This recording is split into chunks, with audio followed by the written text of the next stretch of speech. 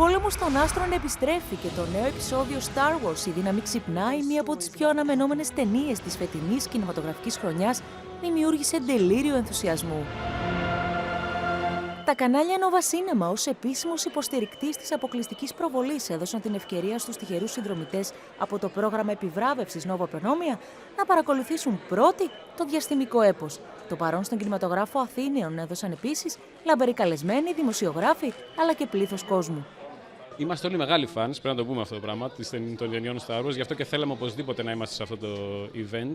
Έχουμε τη μεγάλη χαρά να έχουμε μαζί μας και 40 συνδρομητές που κληρώθηκαν Nova, πολύ τυχερούς. Να πούμε ότι βλέπουμε πρώτη την ταινία Star Wars, το 7ο επεισόδιο λοιπόν της σειράς. Πάντα μ' άρεσε το διάστημα και μ' άρεσε και η περιπέτεια. Και νομίζω ότι είναι η πρώτη ταινία που συνδύασε με παιγνιώδη τρόπο αυτά τα δύο. Τα πιο παλιά τα έχω δει πάρα πολλές φορές.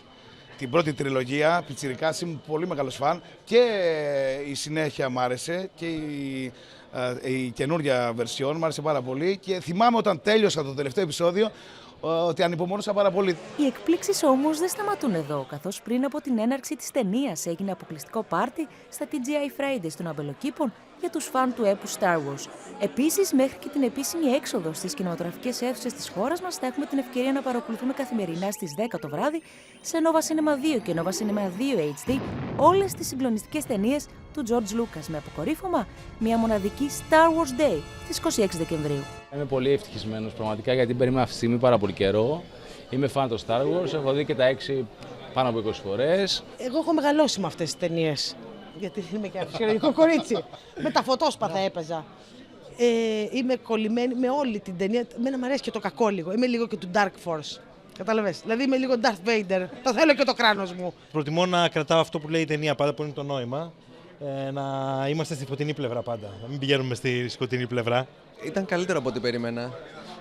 Είναι φαν, είναι απρόβλεπτη, δεν υπάρχουν spoiler, εννοείται. Και νομίζω ότι θα πάει τρελά σφαίρα. Η νέα ταινία Star Wars «Η δύναμη ξυπνάει» θα βγει στις κινηματογραφικές αίθουσες παραμονή Χριστουγέννων.